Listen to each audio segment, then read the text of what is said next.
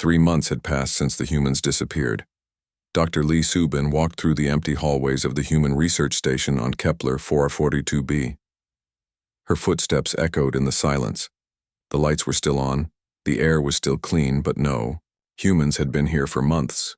Subin was a xenoarchaeologist. She studied the ruins of old civilizations. But this was different. This civilization had just vanished, leaving everything behind in perfect condition. She stopped at a desk where someone had been working. There was still a cup of coffee, now cold and covered with mold. Papers were spread out showing research on stellar navigation. A family photo sat next to the computer screen, showing a human man with his wife and 2 children, all smiling. "Commander, Yoon," she said into her radio, "I found something interesting." Commander Yoon Tae-ho was searching the station's control room. He was a military logistics expert, sent by the council to figure out how the humans had managed to leave so completely. "What did you find, Doctor?" His voice came back through the radio. Research notes about emergency evacuation procedures. It looks like they were planning this for a long time, maybe years. Subin picked up the papers and read them carefully. The humans had been working on ways to move large numbers of people quickly and quietly. They had studied the best routes through space to avoid detection. They had even calculated how much food and water they would need for a long journey. But why would they need to evacuate? Earth was safe. Their colonies were doing well. They had no enemies that anyone knew about. In the control room, Commander Yoon was discovering his own mysteries. The station's computer systems were still running perfectly. All the safety systems, the environmental controls, the communication equipment, everything worked exactly as it should. But that was the strange part. These systems needed constant maintenance. Humans were always fixing things, updating software, replacing broken parts. How could everything still be working after 3 months with no one here? Yoon opened the computer's maintenance logs. What he found made him very confused. The last human maintenance worker had finished his job 3 months ago, right before everyone left. But the maintenance was not normal. They had set up everything to run automatically for a very long time. It was like they knew they were leaving forever. His radio crackled. "Commander, this is Ambassador Kang So-ra on Nexus Prime. We have a problem." Yoon pressed his radio button. "What kind of problem, Ambassador?" "The Tavaran and Colixis are fighting again. Their trade dispute has turned into something bigger. We need to send peacekeepers to stop them from starting a war." Yoon frowned. "Cannot the council mediators handle it? This is not a military matter yet." "That is the problem," So-ra said, and her voice sounded tired. "Our best mediators cannot get the Tavaran and Colixis to even talk to each other. They are both being very stubborn. Usually the humans would help with this kind of thing. They were very good at getting angry species to calm down and find solutions." This was true. Yoon remembered many times when humans had helped solve arguments between different species. They had a special way of talking to people that made everyone feel heard and respected. "What do you want me to do?" Yoon asked. "Finish your investigation quickly and come back. We need every experienced person we can find to help with this crisis." After So-ra signed off, Yoon looked around the empty control room. He was starting to understand something important. Humans had not just been neighbors in the galaxy. They had been helpers. When other species had problems, humans found ways to fix them. Dr. Subin joined him in the control room. "Commander, I have been thinking. We assumed the humans left because something was wrong with them. But what if they left because something was wrong with us?" "What do you mean?" Subin sat down at one of the empty workstations. "I have been reading their research notes. They were not just planning an evacuation. They were planning what would happen after they were gone. Look at this." She showed him a document on the computer screen. It was titled Post-Departure Systems Management. The document explained how all the human technology would continue working without humans there to maintain it, but it also had warnings.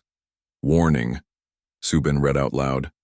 "These systems will only function automatically for 6 months to 2 years depending on complexity. After that time, regular maintenance by trained technicians will be required." Yoon felt a cold feeling in his stomach. How long ago did they leave? 3 months ago. So we have 3 months to 2 years before their systems start failing. Maybe less, Subin said. Look at this note at the bottom. Yoon read the small text. At the bottom of the document. Note: these estimates assume normal operating conditions. In case of emergency or increased usage, system failure may occur much sooner. They looked at each other in silence. Both were thinking the same thing. If humans had been helping to keep galactic civilization running smoothly, what would happen when their system started to fail? Yoon's radio crackled again. This time it was Captain Park Jin-ho who was still patrolling near Earth. Commander Yoon, I have bad news. There has been an accident on the shipping route between Vega and Altair. 3 cargo ships crashed into each other. The automatic navigation system failed. How many casualties? Yoon asked. 47 dead, over 100 injured. But that is not the worst part. The shipping companies are saying their navigation systems have been having small problems for weeks. Little glitches that they ignored. But now those little problems have become big ones. Subin and Yoon looked at the computer screen in front of them. The document about post-departure systems was still open. Captain Park, Yoon said carefully, do you know who designed the navigation systems for the major shipping routes? There was a pause. I think it was a human company. Why? Subin closed her eyes. Commander Yoon, I think we need to get back to Nexus Prime right away. Why? Because if humans designed the navigation systems, and humans designed a lot of other important systems, and all those systems are going to start failing. She did not finish the sentence, but Yoon understood. They quickly gathered their research and prepared to leave the station. As their ship lifted off from Kepler 442b, Yoon looked back at the human research facility. It still looked normal from the outside. The lights were still on, the buildings were undamaged, but he knew that inside the automatic systems were slowly wearing down. In a few months, or maybe a year, those lights would go out. The air recycling would stop. The buildings would become cold and dark. And if that was happening here, it was probably happening everywhere humans used to live and work. During the flight back to Nexus Prime, they received more bad news. The Tavaran-Colixis dispute had grown worse. 2 Tavaran ships had attacked a Colixis trading post. The Colixis had responded by blockading a Tavaran colony world. Other species were taking sides. The hegemony supported the Colixis. The Velkari were backing the Tavaran. What had started as a simple trade argument was turning into the biggest conflict the galaxy had seen in decades. Where are the council mediators? Subin asked. Yoon checked the reports. They tried to arrange peace talks, but both sides walked out. The Tavaran said the mediators were biased toward the Colixis. The Colixis said the mediators did not understand their culture. What about economic sanctions, trade embargoes? The council tried that too. But the different species cannot agree on which sanctions to use. Every proposal gets voted down. Subin was quiet for a moment. Then she said, Commander, when was the last time we had a major conflict like this? Yoon thought about it. Maybe 15 years ago, the Rigel mining dispute. And how was that resolved, Yoon remembered now. Human negotiators arranged a compromise. They got everyone to agree to shared mining rights and a new trade agreement. He paused. The negotiations took 3 months, but nobody went to war. And before that, the Centauri border conflict 20 years ago, also solved by human mediators. They both realized the pattern. For decades, whenever there was a serious dispute between species, humans had been there to help find solutions. They were so good at it that other species had stopped learning how to solve problems on their own. Now the humans were gone, and nobody remembered how to make peace. As their ship approached Nexus Prime, they could see the signs of the growing crisis. Military ships from different species were gathering in the system. Some were there to protect their embassies. Others were positioning themselves in case the conflict spread. Yoon landed their ship at the Council spaceport and immediately noticed how tense everything felt. Security guards were everywhere. Different species were staying in separate groups, not mixing like they usually did.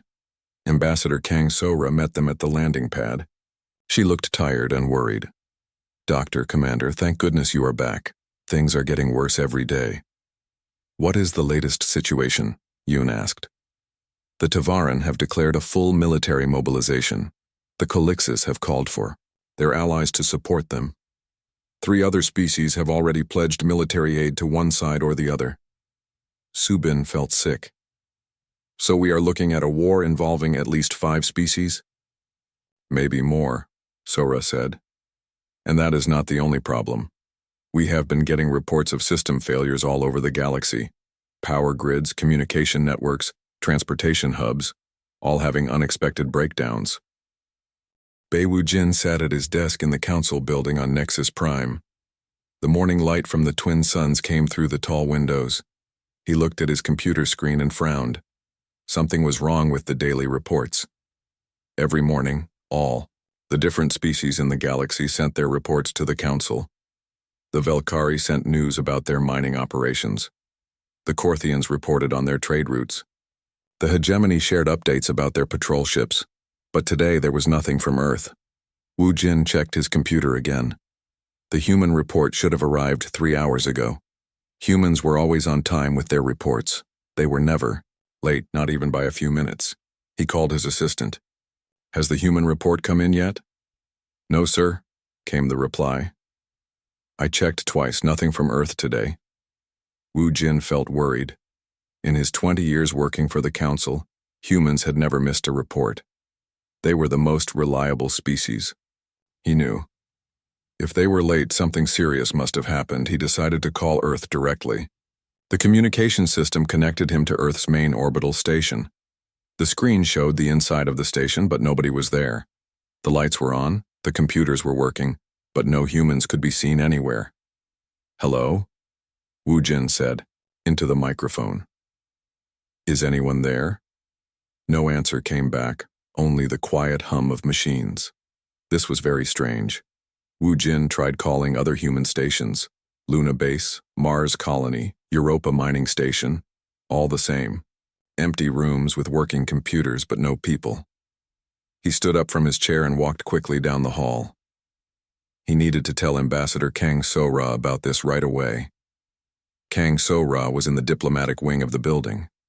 She was a Velkari, with blue skin and large silver eyes. She had worked with humans for many years and knew them well. "Ambassador Kang," Wu Jin said as he entered her office, "we have a problem. The humans are not responding to any calls." So-ra looked up from her papers. "What do you mean? Did their communication system break?" "No, their systems are working. Fine. But there are no humans anywhere. I can see inside their stations, but they are all empty." Sora's silver eyes grew wide. "That cannot be right. Let me try calling them." She used her own communication device to call Earth's diplomatic office. The screen showed an empty office. Papers sat on desks. Coffee cups were still warm. But no humans were anywhere to be seen. "This is very strange," Sora said. "Humans do not just disappear. They always tell us if they are going somewhere." Wu Jin nodded. "I think we need to send someone to check on them. This might be an emergency." Sora agreed. She called Captain Park Jin-ho, who commanded a patrol ship near Earth's solar system. Jin-ho was from the Hegemony, a military species known for being very careful and thorough. "Captain Park," Sora said when he appeared on the screen, "we need you to check on the humans. They are not answering any calls." Captain Park's face was serious. "I will go to Earth right away. My ship can be there in 6 hours." While they waited, Wu Jin and So-ra tried to think of reasons why all the humans might be gone. Maybe there was a disease. Maybe there was some kind of natural disaster. But that did not make sense. The human stations looked normal. There were no signs of damage or trouble. 6 hours later, Captain Park called them back. His face looked confused and worried. "I have checked Earth and all the human colonies," he said. "They are all empty. Every single one. But there are no bodies, no signs of fighting, no broken things. It looks like all the humans just walked away." "That is impossible," Sora said. Humans do not all just leave at the same time. They have families, jobs, homes. They would not abandon everything. Captain Park nodded. I know it sounds crazy, but I found something else. I checked the security cameras on their stations. The last recordings show humans calmly walking to their ships and flying away. They did not look scared or worried. They looked peaceful. Wu Jin felt a chill go down his back. Did they say where they were going? No. But I found one last message from Earth. It was sent 3 weeks ago, right after their last normal report. It was very short. What did it say? Sora asked. Captain Park read from his screen. It said, "We are leaving. Good luck." The room was quiet for a long moment. Nobody knew what to say. Good luck? Wu Jin repeated. Good luck with what? I do not know, Captain Park said. But there is more. All their machines are still working. Their power plants, their computers, their defense systems, everything is running automatically, like they planned to leave it this way. Sora stood up and walked to the window. She looked out at the busy streets of Nexus Prime, where different species work together. This makes no sense. Humans have been part of the Council for over 100 years. They have colonies on 50 worlds. They cannot just disappear. But they did, Wu Jin said quietly. The question is why. Over the next few days, more reports came in. Every human settlement in the galaxy was empty. Space stations, mining colonies, research bases, even the human embassy on Nexus Prime. All abandoned, but all still working perfectly. The news spread quickly through the galaxy. Some species were worried, others were confused. A few seemed almost happy that the humans were gone. Wu Jin did not understand why anyone would be happy. Humans were good neighbors. They were peaceful and helpful. They never caused trouble for anyone. But as he looked through old records, he started to notice something interesting. Whenever there was a problem between different species, humans were always there to help solve it. When trade agreements failed, humans found ways to make them work. When there were arguments over territory, humans suggested compromises that made everyone happy. Maybe some species thought they could do better without human help. Maybe they thought humans got involved in things that were not their business. But Wu Jin had a bad feeling about this. Humans did not leave without a good reason. And their final message, good luck, sounded like a warning. 3 weeks had passed since anyone had heard from a human. The council held an emergency meeting to discuss what to do. Representatives from dozens of species filled the great meeting hall. Some wanted to send search ships to find the humans. Others said they should just accept that humans were gone and move on. A few suggested that maybe the humans would come back on their own, but nobody really knew what to do. Humans had been part of galactic society for so long that most people could not imagine life without them. As the meeting went on, Wu Jin sat in his chair and watched the other species argue. He noticed that the arguments seemed louder and more angry than usual. Normally, when there was a big problem, the humans would say something calm and wise that helped everyone think more clearly. But there were no humans here today. And for the first time in a very long time, the council meeting ended without solving anything. That night, Wu Jin went home to his small apartment. He made himself dinner and sat by the window, looking up at the stars. Somewhere out there, all the humans in the galaxy had gone to hide. But where and why? He had a feeling that soon they would all find out the answer, and he was not sure they would like what they learned. Kim Hyejin stared at the wall of monitors in the Emergency Operations Center. Each screen showed a different crisis happening across the galaxy. Red warning lights blinked everywhere. The sound of urgent messages and alarms filled the room. 6 months had passed since the humans disappeared. 6 months of growing disasters that nobody seemed able to stop. Report, Hyejin said to her aide. She had been appointed emergency coordinator when the council realized how bad things were getting. The Veronian War has spread to 3 more systems, the aide said, reading from his tablet. The Tavaran and Colixus have been joined by their allies. Current estimate is over 50,000 casualties and climbing. He-Jin closed her eyes. When the fighting had started, everyone thought it would end quickly. Small wars always did. But this one kept growing. Every attempt at peace talks had failed. Every ceasefire had been broken within days. What about the plague on Kepler 442? Spreading to the fifth planet in the system. The quarantine protocols failed again yesterday. We estimate another 1 million people will be infected within the week. This was even worse than the war. A deadly disease had started on one small research station. It should have been contained easily. The galaxy had excellent systems for dealing with outbreaks, but those systems kept breaking down at the worst possible moments. And the economic situation?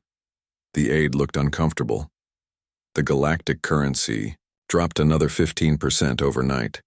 Trade between the major systems has decreased by 60% in the last month. Some species are refusing to accept standard credits at all. Hi-Jin rubbed her temples. She had the worst headache of her life, and it had been going on for weeks. How many system failures today? 47 major ones. Power grid failures on 8 worlds. Communication blackouts in 12 systems. 3 space elevators have shut down completely. Every day brought more breakdowns. Things that had worked perfectly for decades were suddenly failing. At first, people had thought it was just bad luck, but the failures were happening too often to be accidents. Dr. Choi Min-ho hurried into the operations center. He was the galaxy's top expert on artificial intelligence systems. His face was pale with worry. "Coordinator Kim," he said breathlessly, "I found something important. You need to see this right away." Hi-Jin followed him to a smaller room filled with computers. On the main screen was a map of the galaxy with thousands of blinking dots. "What am I looking at?" she asked. "Each dot represents an AI system that is activated in the last 6 months," Min-ho explained. "These are not systems we knew about.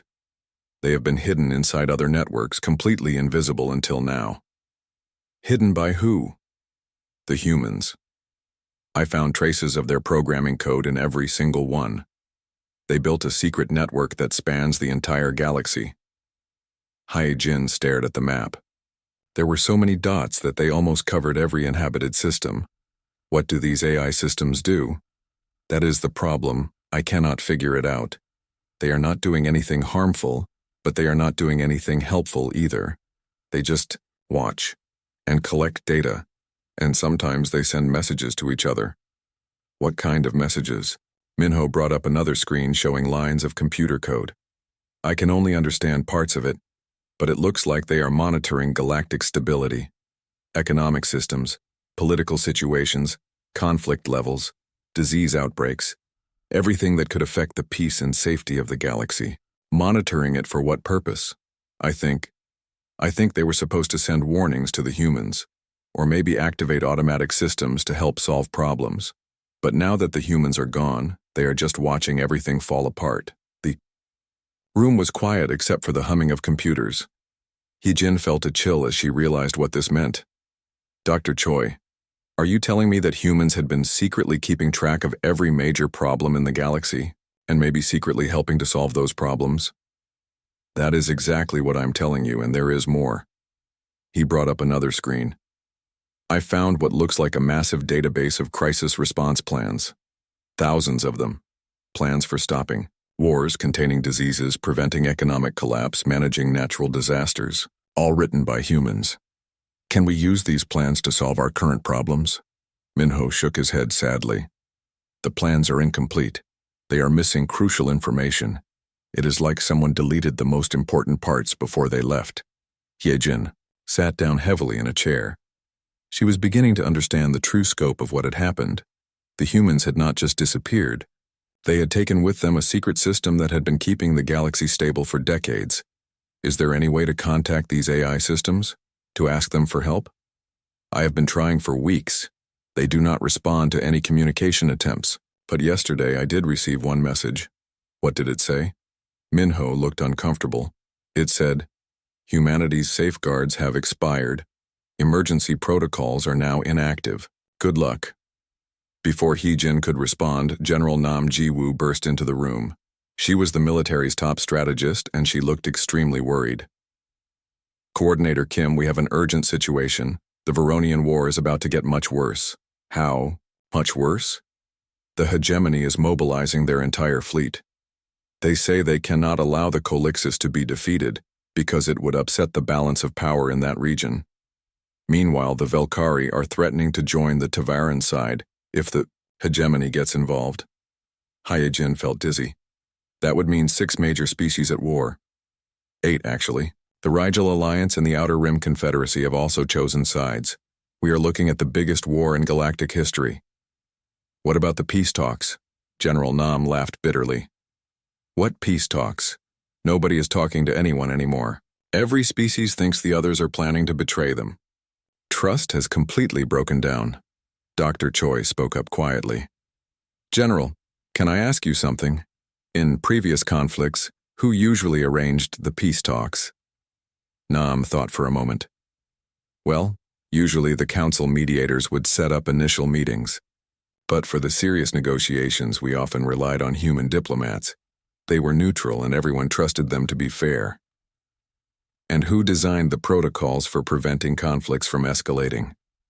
I think many of those protocols were written by human military advisors. They had studied every war in galactic history and knew how to spot the warning signs early. The 3 of them looked at each other in silence. The pattern was becoming clear. Humans had not just been another species in the galaxy. They had been the galaxy's caretakers working behind the scenes to prevent disasters and solve problems. Hyejin's communication device beeped. Another urgent message. The long-range communication network just failed completely, her aide reported. We have lost contact with 14 systems in the Outer Rim. Can we fix it? The technicians are trying, but they say they need the original programming codes. Those codes were developed by a human company that stopped existing 3 months ago. Hyejin stood up and walked to the window. Outside, she could see the streets of Nexus Prime. Even the capital world was starting to show signs of the crisis. Fewer ships in the sky, fewer people in the streets. Everyone was staying close to home, afraid of what might happen next. Dr. Choi, General Nam, I need you both to work together on something. I want a complete list of every system, every protocol, every piece of technology that was designed or maintained by humans. I want to know exactly how dependent we were on them. That could take weeks, General Nam said. Then work faster, because I have a feeling that what we have seen so far is just the beginning. As if to prove her point, another urgent alert came through the communication system. Coordinator Kim, this is Captain Oh Sung-mi reporting from the Centauri system. We have a massive refugee crisis here. The automated food distribution system has failed on 3 colony worlds. We have over 2 million people without adequate food supplies. Hyejin pressed the response button.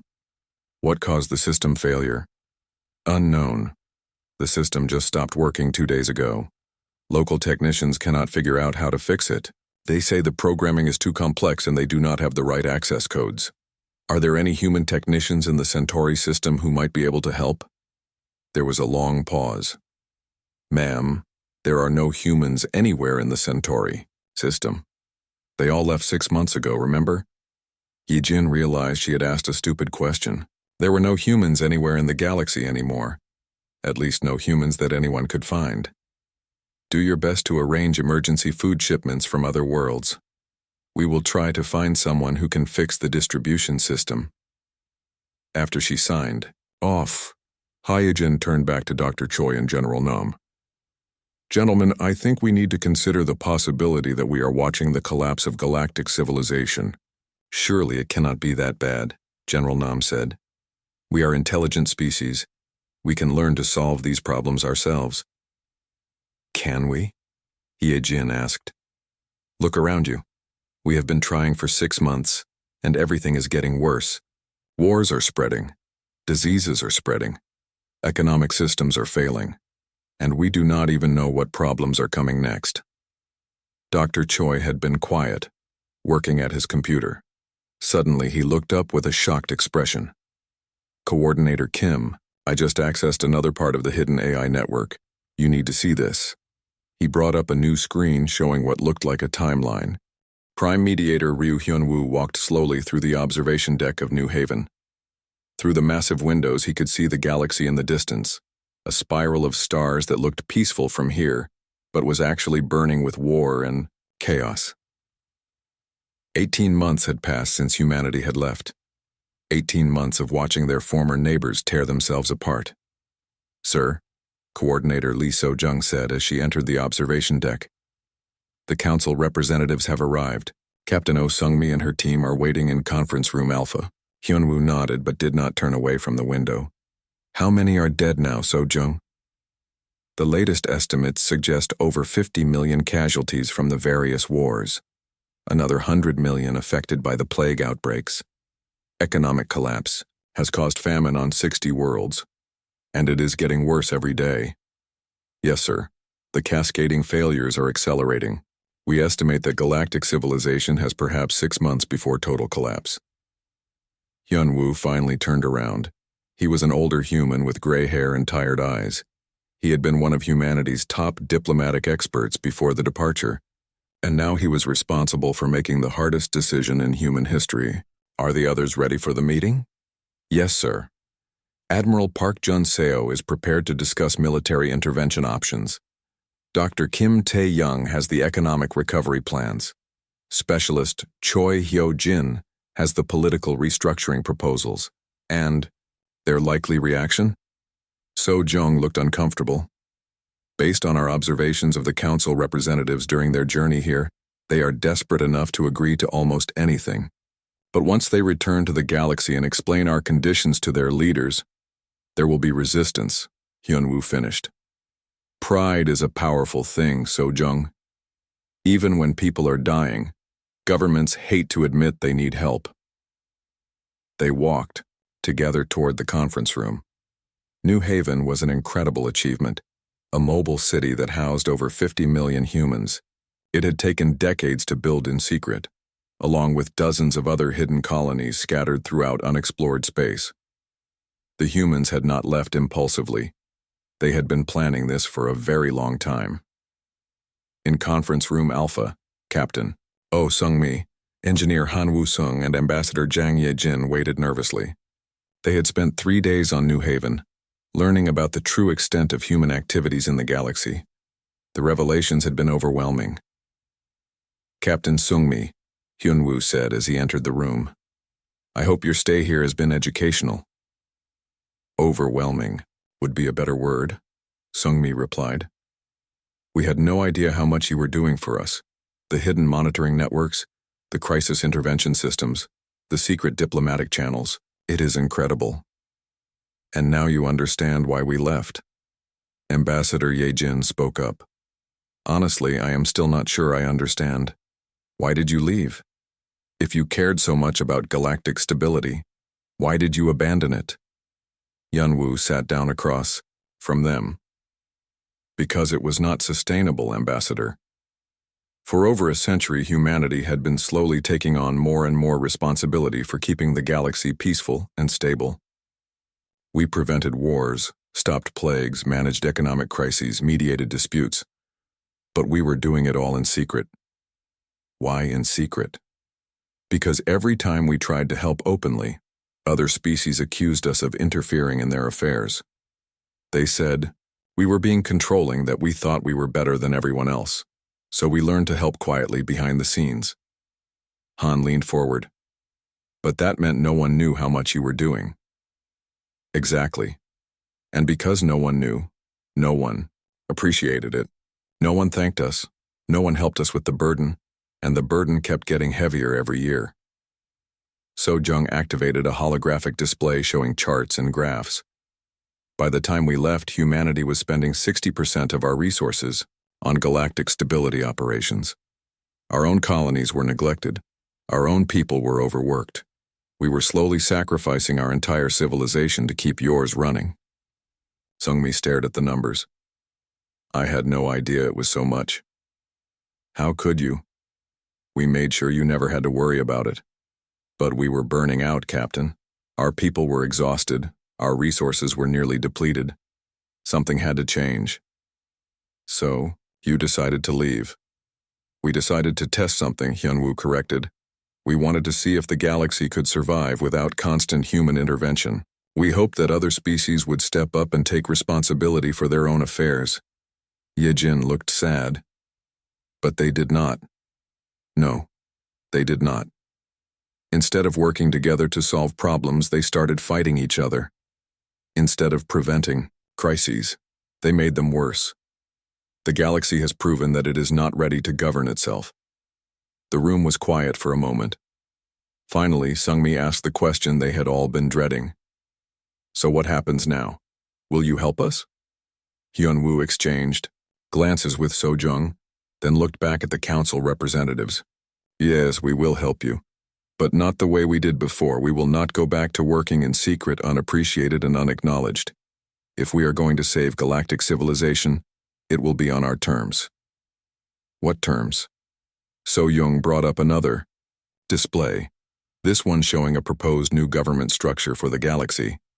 First, humanity must be given formal authority over galactic peacekeeping operations. No more secret interventions. When we prevent a war or stop a crisis, everyone will know we did it. Second, all major economic and communication systems must have human oversight. We will not let critical infrastructure fail again because other species cannot maintain what they do not understand. Third, the Galactic Council must be restructured with humanity in a leadership role. We will not be just another member species. We will be the senior partners with veto power over major decisions. Yejin looked shocked. You are asking us to accept human dominance over the galaxy. We are asking you to accept reality, Hyunwoo said firmly. For over a century, humans have been the invisible rulers of this galaxy. We kept the peace, managed the economy, and prevented disasters. The only difference now is that we want that role to be official and acknowledged. Our governments will never accept this, Sungmi said. The pride of entire species is at stake. Then, those species can continue to destroy themselves, Sojung replied coldly. Captain, look at these images. The display showed recent footage from the galaxy. Cities burning in the Veronian War, plague victims dying in overcrowded hospitals, refugee ships fleeing from collapsed economies. This is what pride has bought. You. 50 million dead and counting. How many more must die before your governments are willing to swallow their pride and accept help? Han had been quiet during the discussion, but now he spoke up. There might be another way. What if the transition was gradual? What if humanity came back slowly, taking on more authority over time as you proved your value? Hyunwoo shook his head. We tried that approach for decades, Engineer Han. It did not work. Other species took our help for granted and complained when we asked for anything in return. This time, the terms must be clear from the beginning. And if the Council refuses? Then we stay here in our hidden colonies and watch galactic civilization collapse. It will be tragic, but it will not be our fault. Sungmi felt sick. She understood the humans' position, but she also knew how her own people would react. No species wanted to admit they needed another species to take care of them. Is there any room for negotiation on these terms? Some details can be discussed, Hyunwoo admitted. But the basic framework is not negotiable. Either the galaxy accepts human leadership formally and openly, or we do not return at all. He stood up and walked back to the window overlooking the galaxy. Captain Sungmi, we are giving you and your people a chance to survive. It may not be the chance you wanted, but it is the only one available. How long do we have to decide? Your civilization is collapsing rapidly. We estimate you have perhaps 4 months before the point of no return. After that, even we might not be able to save you. The meeting ended with the council representatives agreeing to return to the galaxy with humanity's terms. It would be up to the various species governments to decide whether to accept them. 6 weeks later, Coordinator Kim Hee-jin stood before the Emergency Assembly of the Galactic Council. Representatives from 43 species filled the great hall, their faces showing the stress of the ongoing crisis. Fellow representatives, she began, I have reviewed the terms presented by humanity. They are harsh, but given our current situation, I believe we have no choice but to accept them. The reaction was immediate and loud. Representatives shouted protests in dozens of languages. Several stormed out of the hall. Others demanded to know how the council could even consider such humiliating terms. But gradually, as the shouting died down, other voices were heard. Representatives from species that were facing the worst of the crisis began to speak in favor of accepting humanity's help. "My people are dying from the plague," said the Kepler representative. "Our medical systems have completely failed. If humanity can save them, I do not care about politics." "The war has destroyed 3 of our colonies," added the Veronian delegate. "We need peace, whatever the cost." The debate went on for hours. Some species threatened to withdraw from the council if the terms were accepted. Others said they would leave if the terms were rejected. Finally, a vote was called. The result was close, but the motion passed. The galaxy would accept humanity's. Captain Oh Sung-mi looked out at the endless darkness of space beyond the edge of the galaxy. Her ship, the Deep Explorer, had been searching for humans for 3 months. Behind her, the galaxy was dying, and she was their last hope of finding help. "Any signals on the long-range scanners?" she asked engineer Han Woo-sung. Han checked his instruments and shook his head. "Nothing, just the background radiation from dead stars." Sung-mi felt tired. They had followed every clue, checked every possible hiding place, searched every system, where humans might have gone. They had found nothing except empty space and abandoned equipment, but they could not give up. Back in the galaxy, the situation was getting worse every day. The last message from Coordinator Kim Hye-jin had been full of terrible news. The Veronian War now involved 12 species. The plague had spread to 30 worlds. Half the major trade routes were closed due to system failures. "Captain," said Ambassador Jang Ye-jin from her station near the communication console, "I have been thinking about something. What if we have been looking in the wrong direction?" "What do you mean?" "We have been assuming the humans left the galaxy completely. But what if they are still here, just hiding very well?" Han turned around in his chair. "Ambassador, we have searched hundreds of systems. We have checked every human colony, every space station, every asteroid base they ever built. They are not hiding in the galaxy." "Are we sure about that?" Ye-jin asked. "Think about it. The humans were masters of technology. They knew how to build things we never even noticed. What if they built secret bases that we do not know about?" Sung-mi considered this. It was true that humans had been full of surprises. Even after they disappeared, people kept discovering human technology that had been hidden in plain sight. "Where would they hide secret bases?" she asked. "I have been studying the pattern of their known colonies," Ye-jin said, bringing up a star map on the main screen. "Look at this. Their official colonies were all in systems with good planets, near trade routes, in safe areas. But what about the systems they avoided?" The map showed dozens of star systems that were close to human space but had never been colonized. Most species avoided these systems because they had dangerous radiation, unstable stars, or other hazards. "You think they might have built hidden bases in dangerous systems that other species would not want to visit?" Sung-mi asked. "It makes sense. If you want to hide something, you put it somewhere others will not look." Han was already working on his navigation computer. "There are 47 systems within 50 light-years of our current position that fit that description. All of them have some kind of natural hazard that would make them undesirable for normal colonization. Then we check them all," Sung-mi decided, starting with the closest one. Their first stop was a system with a neutron star that gave off deadly radiation.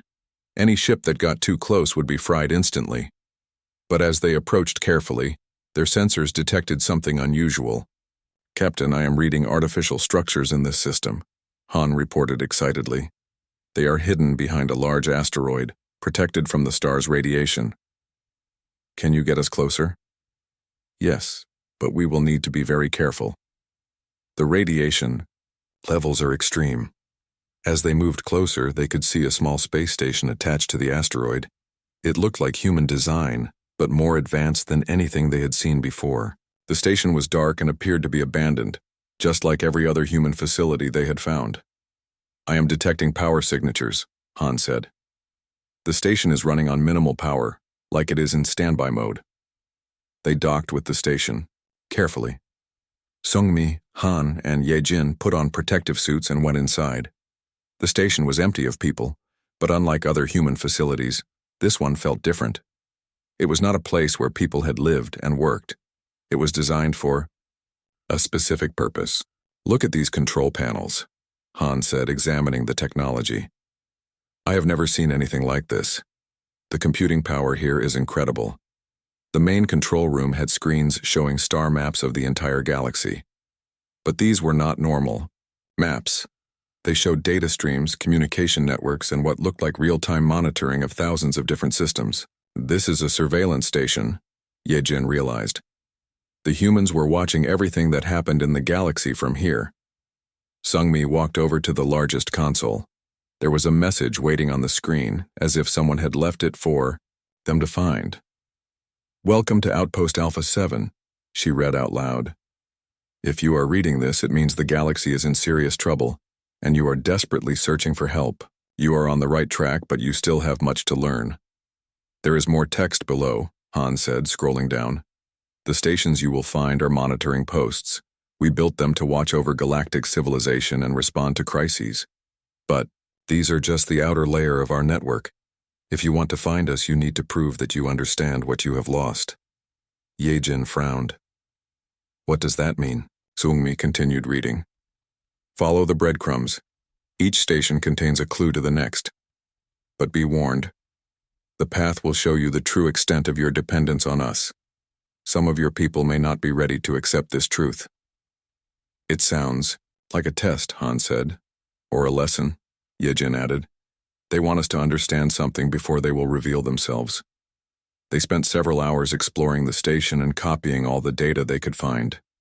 The information was overwhelming. The humans had been monitoring every aspect of galactic civilization in incredible detail. They had files on political situations, economic trends, disease outbreaks, natural disasters, and thousands of other factors that could affect stability. But more than that, they had response plans for everything. If a war started in one region, they had strategies for containing it. If an economy began to collapse, they had methods for stabilizing it. If a plague broke out, they had protocols for stopping it before it spread. Look at this, Han said, pointing to a section of data labeled Crisis Prevention Log. This shows every time they took action to prevent a problem. There are over 3,000 entries just in the last year. 3,000? Sungmi was shocked. That means they were secretly solving problems almost every day. And we never knew, Yejin said quietly. We thought galactic civilization was naturally stable, but really, the humans were working constantly to keep it that way. They found the clue to the next station in a hidden file.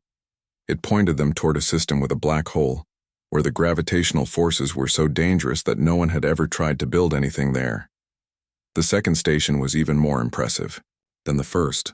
It was built inside a hollowed-out asteroid that orbited safely around the black hole.